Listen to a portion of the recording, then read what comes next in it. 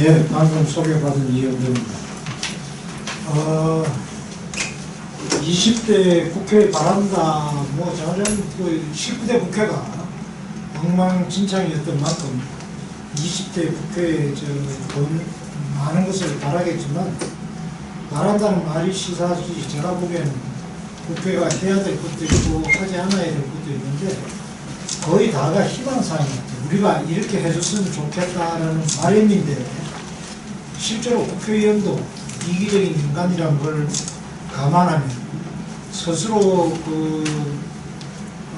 특권들을 포기할 리도 없고, 그리고 스스로 떡고물들을 포기할 리도 없기 때문에 결국은 제가 보기에는 제도의 문제로 귀착이 된다고 생각을 합니다.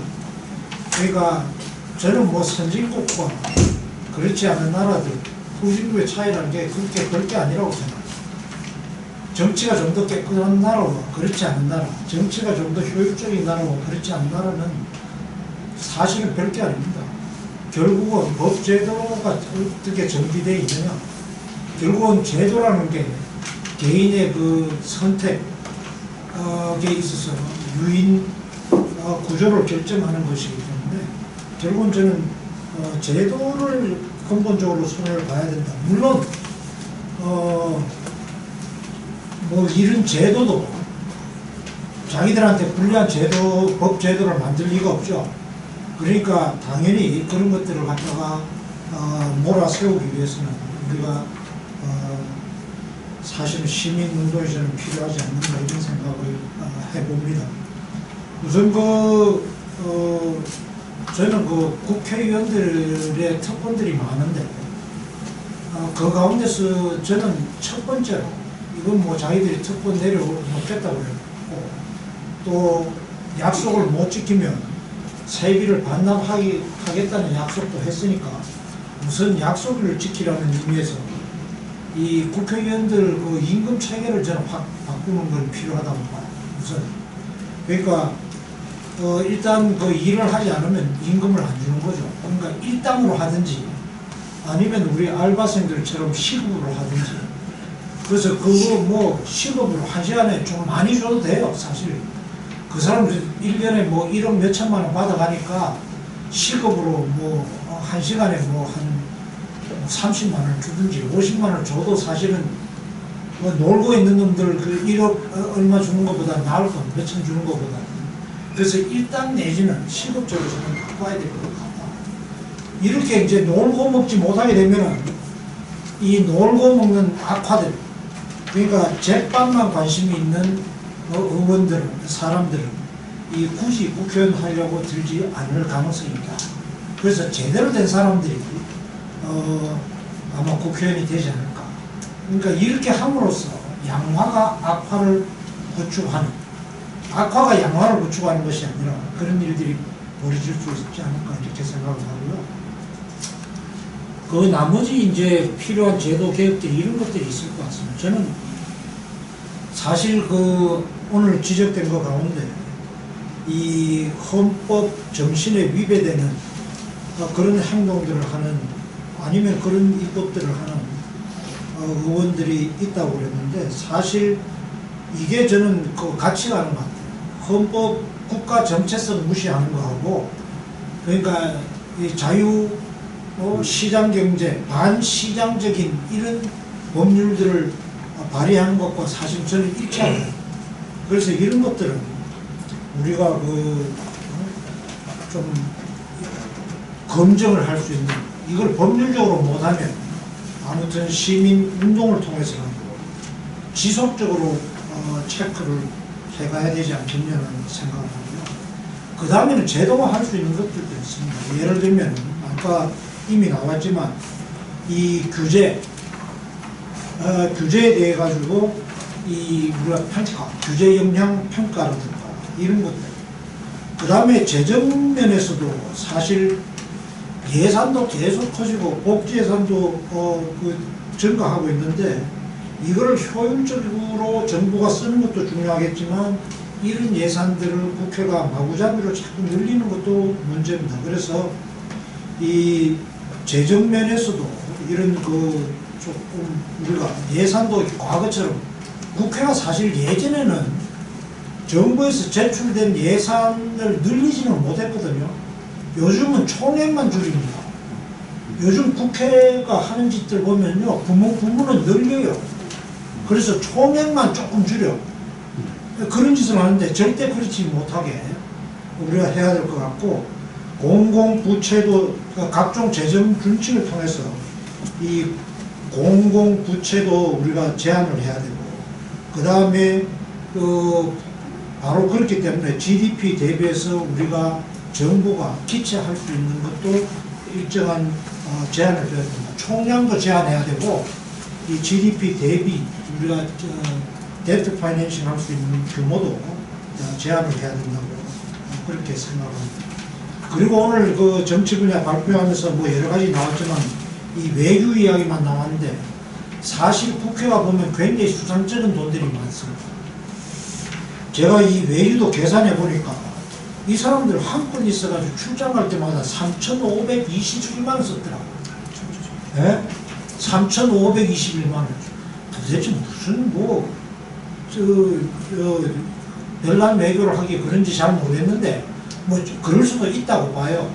제가 궁금한 거는 이렇게 갔다 오면은 결과 보고서 반드시 내고, 그 다음에 누구 갔는지 바로 당일로 결과 보고서, 뭐 우리 보면 정부 같으면 일주일 내에 제출하게 돼 있거든요. 그러면 국회도 일주일 내에 제출하게 만들어야 되겠다. 근데 오늘 이용남 실장께서 말씀은 안 하셨지만 정당 보조금 문제도 있어요, 사실은.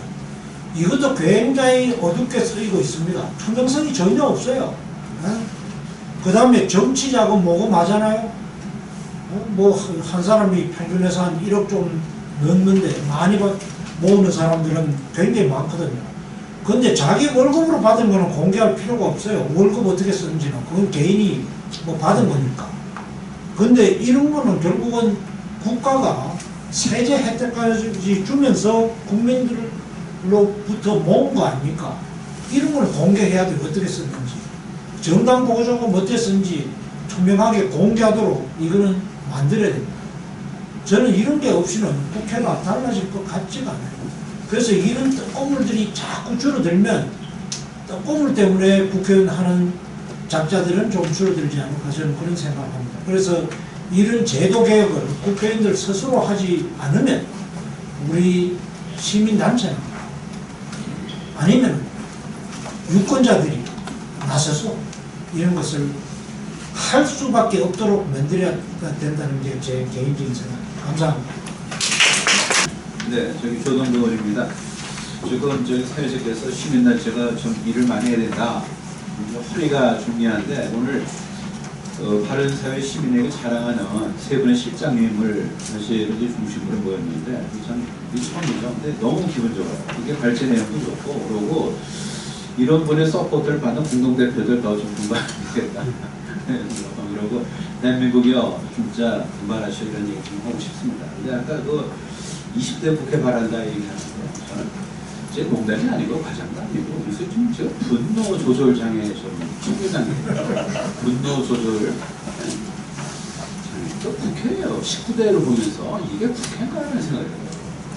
근데 저뿐만 아니라 아마 좀 뭐 정치인들이죠 대부분이요. 근데 진짜 그 밤잠을 어떤 때는 아마 좀 못 주무셨을 겁니다.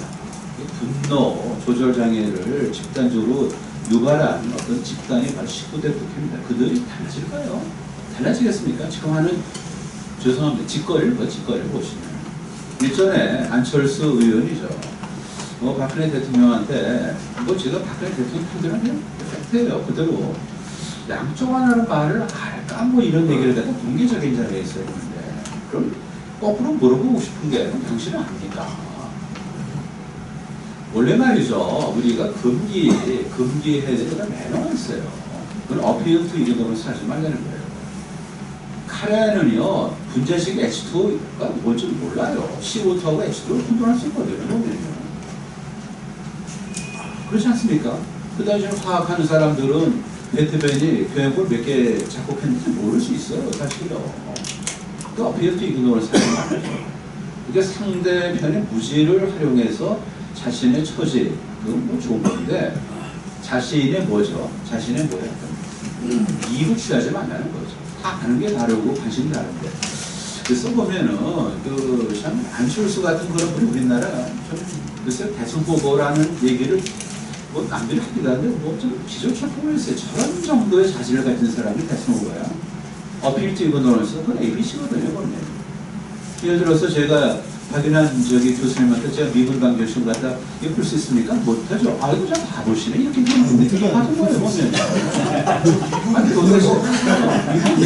그러니까, 이 안철수라는 사람이 좀 약간은 보면 약간 좀 죄송하지만은, 뭐 이런 얘기까지 좀 그러는데, 참 자질이 그래요, 자질이. 기본 자질이. 그런 사람들이 지금 여기 나와 있습니다.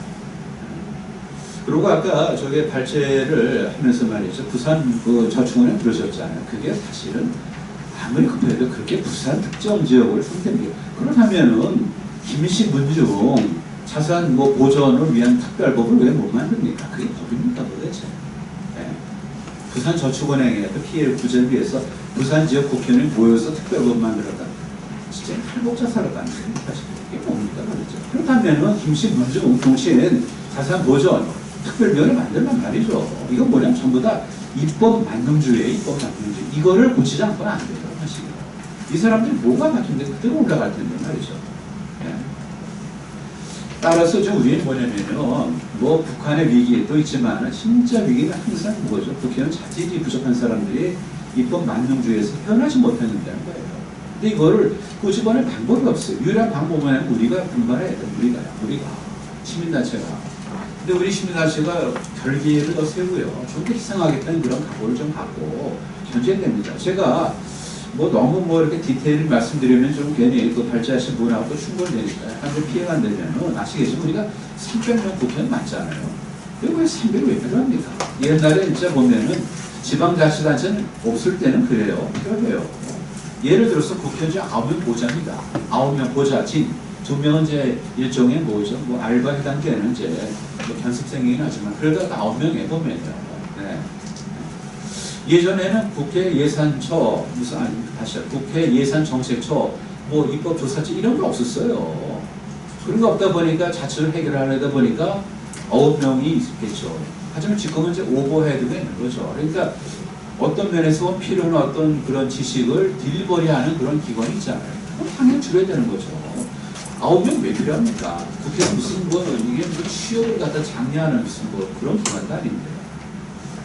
300명인데, 미국은 보세요. 미국은요, 하원에 455명으로 제가 알고 있어요. 제가 끝자리 잘 모르겠는데, 하여튼 450명 좀 넘는 거 알겠는데. 그리고 상원에 100명이에요. 그럼 합해서 560명쯤 보자고요. 조금 넉넉히 잡아서.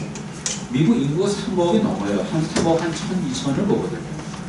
우리 지금 5천만에 5천만. 300명이에요. 이걸 우리가 말이죠. 미국식으로 하면은요, 지금 우리 6배 이상 더 뽑아요. 6배 이상. 아니, 6배 이상 더 뽑을 필요가 뭐가 있습니까, 지금. 더군다나 지금 그 지방 의회 다 만들어졌는데 말이죠. 이런 사람들이 자기가 예산 충전을 좀 모릅니다. 자기 월급을 못하지 않아, 지금. 월급 받으면 그만큼 자기가 부가세 더해서 국가 발전에 도움이 돼야 되는데, 아니죠. 아까 직전이지만은 박주혜 실장께서 얘기하신 거 김영란법을 자기가 뺐잖아요. 그거 사실 아니 이렇게까지 자기네 염치없는 행동을 해도 됩니까? 보면요. 제일 1순위에 포함되는 관료하고 정치인이죠. 그렇지 않습니까? 특히 선출주의. 그럼 자기가 빠져요. 그리고 애매한 살인밖에 교직을 왜 집어넣습니까? 그렇지. 이런 거를 보면서 우리나라 정치인들 죄송하지만 독국물을 뿌리는 그런 사람이에요. 정신적으로. 무슨 책임이 있습니까? 어뢰 득이 있습니까? 지식이 있습니까? 인간이 됐습니까? 도대체. 교만하기만 하고 말이죠. 이건 아니죠. 그리고 제가 이제 마침 우리가 좀 험난한 예고된 길을 갑니다. 그래서 이제 바른사 시민회도 이제 굉장히 전투력을 갖다 보강해야 되는데요. 20대 국회 19대보다 더 가지 결코 개과천선할 국회가 아닙니다, 사실. 따라서 이것이 뭐냐면은 이때 바란다라는 것이 국회에 대해서 우리가 대립전선을 갖다 강화하게끔 출사표를 생각하시면 됩니다, 지금요. 정치, 경제, 사회 쪽으로 말이죠. 국회를 누가 견제할까, 국회를. 네? 그래서 어떤 분은 진짜 국회 모회가 아니고 나라국은 쓰는데 해를 갖다가 무슨 해로울 해자를 이렇게 좀 쓰는 분들이 많은데 그것이 왜 퍼지죠? 공감이 되니까 그런 얘기 하는 거죠. 공감이 되니까. 공감이 안 되니까 그것이 어떻게 확산됩니까 싶으면 그들은 아무것도 몰라요. 따라서 20대 국회 뭘 해야 되느냐? 잘못된 법을 디스맨틀이요. 해제시키는 겁니다. 기본적으로 시장에서 할 거하고 다수결로 할 거하고 구분을 못하는 거죠. 예를 들어서 유치원에서 아이스크림하고 지금 뭐죠? 피자를 먹는데 그거 투표합니까? 각자 먹으면 되는 거 아니에요, 시장에서 말이죠.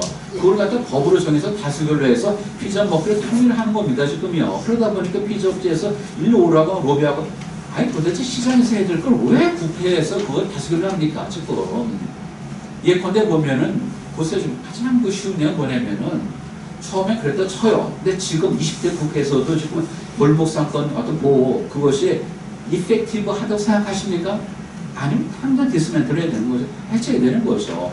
어떻게 법으로 구매자의 발길을 이렇게 좌회전, 우회전, 유턴해서 저 집으로 가서 할 수 있습니까? 보면 그러다 보니까 취임을 해서 안 될 사람까지도 취임을 안 하잖아요. 보면 왜? 골목상을 보여준다.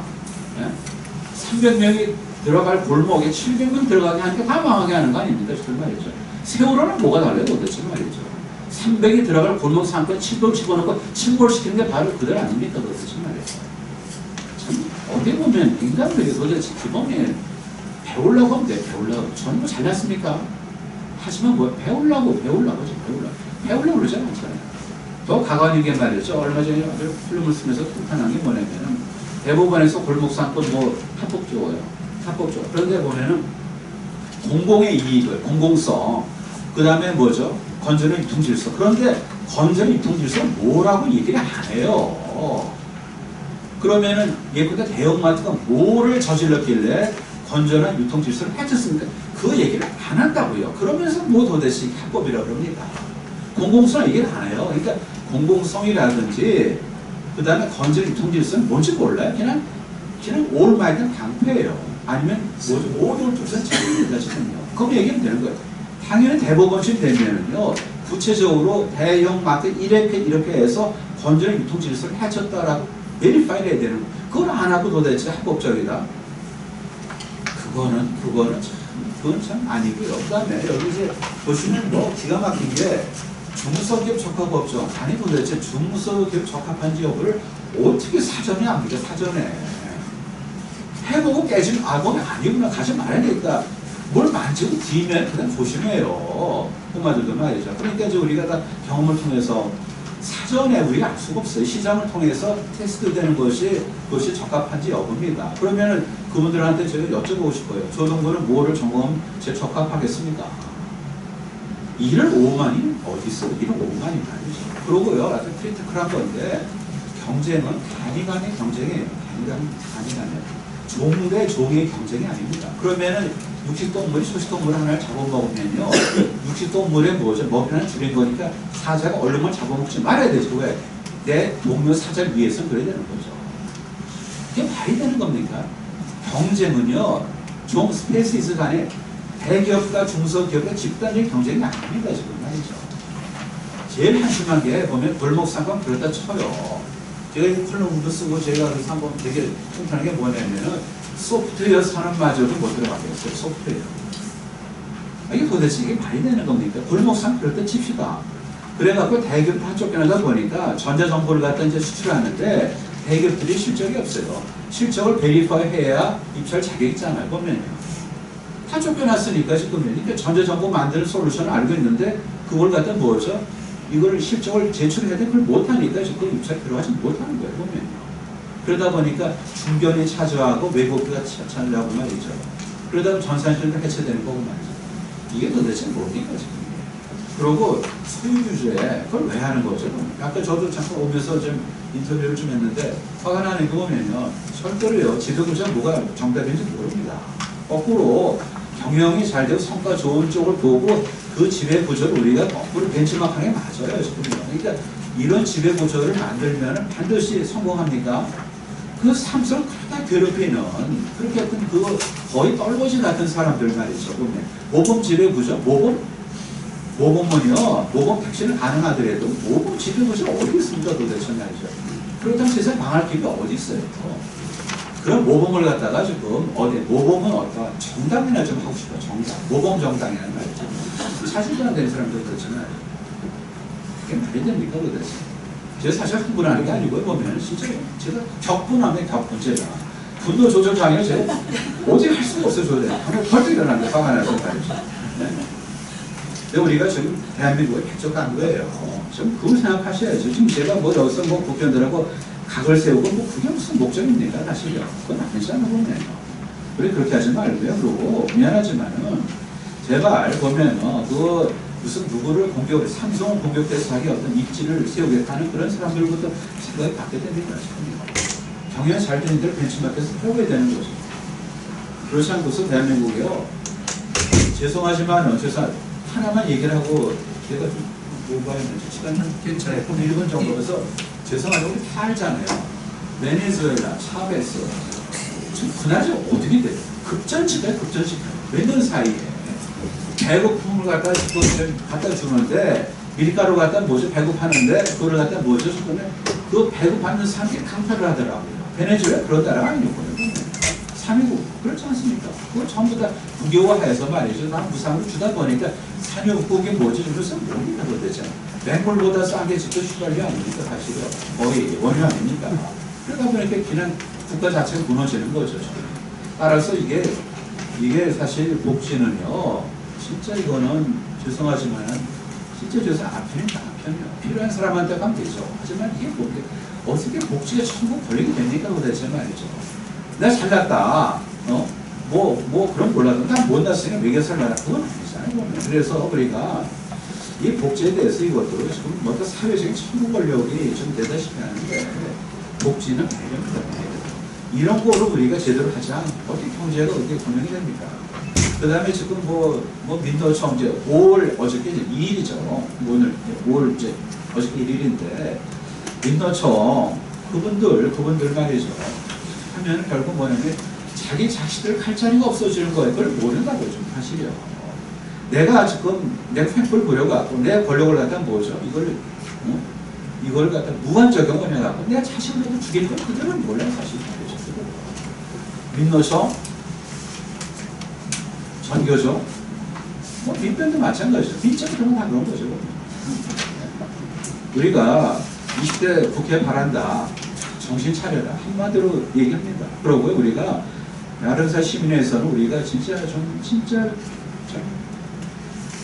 근육을 붙여가지고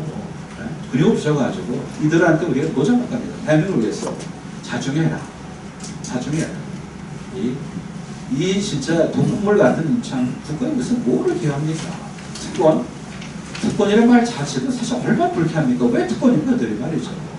기여를 해야 되는 사람한테 특권이란 말이 붙어 다녔다면 얼마나 그동안 자기네들이 배임을 한 겁니까? 사실요. 배임한 거 아닙니까? 사실요. 네? 국민을 위해서 저희 공사에서 나온 사람들이 특권 내려놓게 하겠다? 그 말하는 것 자체가 법법이 오순되는 거죠. 무슨 특권이 그렇게 인정됐냐 그런 얘기죠. 국민을 갖다 뭐지? 빙자해서 20대 국회 바란다. 그래서 우리 김영훈 실장 평소에 좀 굉장히 열심히 하고 똑바로 생각했는데 물어보니까 아주 그냥 기분 좋습니다. 감사합니다. 네. 그 박주희 실장께서 이 사회 분야에 대한 20대 국회 바란다라고 하는 그런 쟁점들을 잘 잡아주셨습니다. 제가 오늘 말 들었습니다. 저는 요새 제일 걱정이 제가 이제 대학이다 보니까 우리 젊은이들이 휴직을 잘 못해요.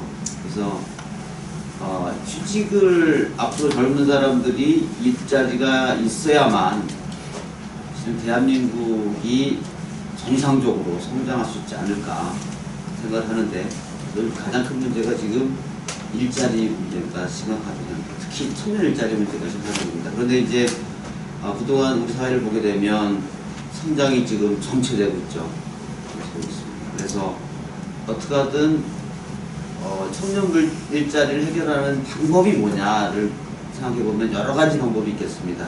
그 가운데서 저는 제일 중요한 것이 먼저 일단은 투자가 돼야 되겠다라는 생각. 그런데 이제 우리 이 사회 분야를 보게 되면 사회 분야라고 하는 것이 우리가 이 노동, 그 다음에 교육, 사법 이 핵심인데 그 관련해서 우리 박 실장님께서 이 노동, 그 다음에 그 교육, 사법 이 분야가 상식에 맞지 않는다 제도적으로. 그래서 이 제도를 상식적인 수준으로 바꿔야 된다. 이것을 국회에다가 20대 국회에 바라신 것 같습니다. 전적으로 여기에 대해서 동일합니다.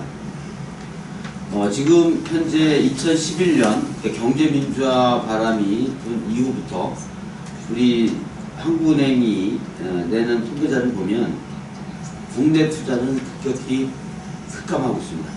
반면에 해외 투자가 증가하고 있습니다. 특히 아쉬운 것은 우리 국내 자본시장에 한국거래소에다가 외국 기업이 상장한 기업이 없습니다. 그 얘기 뭐냐면 우리나라가 투자할 수 있는 여건이 전혀 안 된다. 그리고 있는 기업도 나간다. 이런 문제를 해결해야지 우리나라가 청년 일자리 해결될 수 있고 또 우리나라 대한민국 미래가 보인다라고 하는 문제제기에 대해서는 박 실장에 저도 동의합니다. 먼저 이 노동 문제 같은 경우에는 집시법을 포함시켜서 사회가 불안하면 결국은 투자를 안 하겠죠. 그래서 지금 특히 해외 투자와 가장 힘은 물론 이제 일부에서는 우리가 안보 문제 있긴 하지만 우리나라 노동운동이 너무 가격하다라는 얘기를 많이 합니다. 그리고 그 과정에서 집시법도 여전히 소위 말하는 불법 집회 가능한 이런 상황이다. 이거 개선해야 된다. 특히 노동시장에 대해서 노동 문제에 대해서는 우리나라가 이 전반적으로 보면 이 국제경영 차원에서 보면 107개국하고 있는데 72 수준이라는 거죠. 이 상태로는 투자 문제를 하지 않습니다. 투자 활성화될 수가 없어요. 그래서 이제 그 방법으로 우리 박 실장님이 제안하신 노동시장 유연성 문제, 정년이나 임금이나 해고나 이 부분들을 자꾸 법으로 국회가 법을 만들어서 시장 통제하지 말고 기업한테 맡겨라, 시장에 맡겨라 라고 하는 이 노동시장 유연성 제고 전적으로 동일합니다. 그리고 이제 교육 문제 관련해서도 실은 우리나라 교육이라고 하는 것이 잘 아시겠지만 지금 이 취학 연령, 특히 대학을 갈 수 있는 학생의 수가 자꾸 급감하고 있습니다. 급감하고 있습니다. 그럼에도 또 하나는 요새 대학을 나와서 취직하는 율이 자꾸 줄어듭니다. 대학을 갈 유인이 점점 감소하고 있죠. 그런데 지금 현재 교육부가 지방교육 살리기 차원에서 계속해서 정부가 지금 교육시장에 개입을 해서, 대세 개입해서 정원을 좀 조정하고 있습니다. 조정하고 있어요. 그러다 보니까 이미 시장에서 교육시장에 퇴출돼야 될 정상적으로 학생들을 교육시킬 능력이 안 되는 지방사립단이 계속 존재하고 있습니다. 그거를 어떻게 하느냐. 정부가 지금 정부가 재정으로 계속해서 좀 충당해 주려고 하는 이런 문제도 있어요. 근데 그 사람들이 왜 그러면 이렇게 할 일도 못하면서 정부가 지원해주는 돈을 가지고 연명하려고 할 것인가.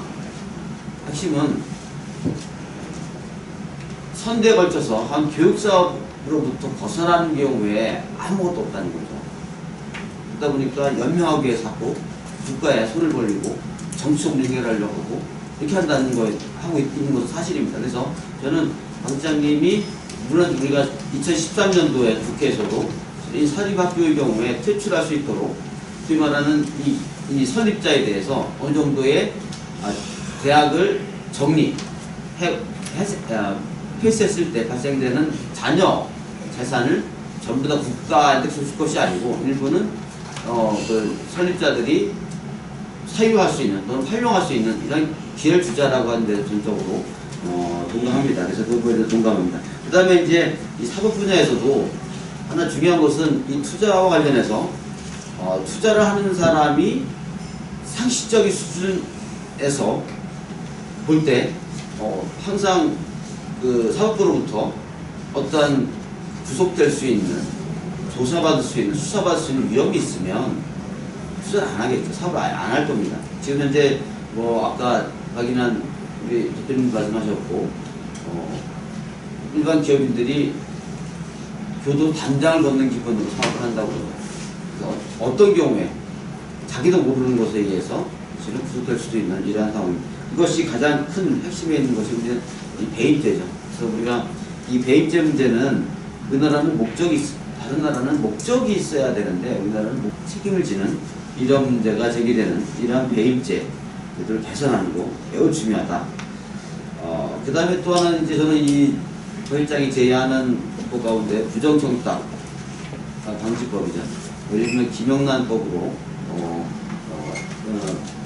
불러지고 있는데 이 법의 핵심은 공무원뿐만 아니고 기자, 사립학교, 선생님 이 모든 사람들이 실은 우리나라 부정부패의 주역이라는 거예요.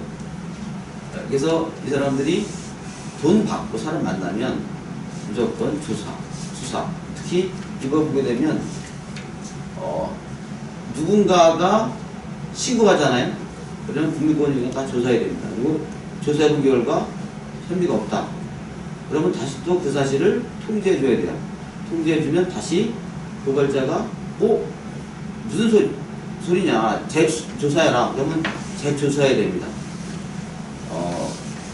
결국은 우리 사회에서 이 투자를 해서 사업하는 경우에 항상 맨날 조사받는 이런 일이 발생할 수 있다는 겁니다. 그리고 당연히 이번에 박근혜 대통령께서 경제 활성화해야 된다. 그리고 청탁방지법 좀 우리가 또한 수정해야 된다라고 하는 얘기 하셨습니다. 처음에 그 제정하실 때 그 취지와 현실과는 너무 괴이한다고 본인도 계신 것 같아요. 결국은 경제 활성화 문제의 가장 중요한 것은 투자와 거래가 활성화돼야지만 소득이 창출되고 이로 인해서 재생산되고 국가가 성장할 수 있는 거죠. 그렇지 않아서 보게 되면 박 실장이 말한 대로 부정청탁금지법에 대한 보완도 필요하다라고 생각이 듭니다. 전반적으로 우리 박 실장께서 이 사회 문제에 관해서 특히 저랑 생각이 공유하는 부분은 성장을 하고 일자리 창출되고 그래야 국가가 산업을 시대로 갈 수도 있고 성장할 수 있다는 거죠. 그런데 이런 부분에서 보게 되면 현재는 매우 어렵다. 그래서 앞으로 이 20대 국회에서는 투자를 한 것을 막고 또 거래를 한 것을 막는 이러한 사회 문제에 관련된 법들에 대해서 과감한 개선을 해야 된다라고 하는 공감하고 앞으로 바른시민회가 그쪽으로 힘을 모아서 20대 국회가 진짜 순기능할 수 있는 국회로 분발할 수 있도록 노력하겠습니다. 감사합니다.